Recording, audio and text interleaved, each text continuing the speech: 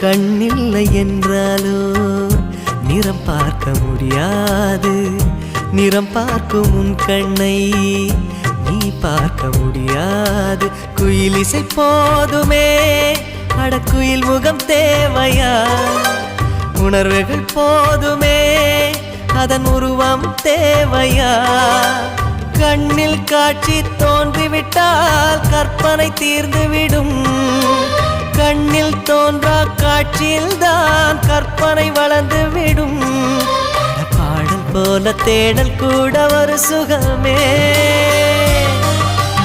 இன்னிசை பாடி வரும் இளம் காற்றுக்கு உருவமில்லை. காற்றலை இல்லை என்றால் ஒரு பாட்டொலி கேட்பதில்லை.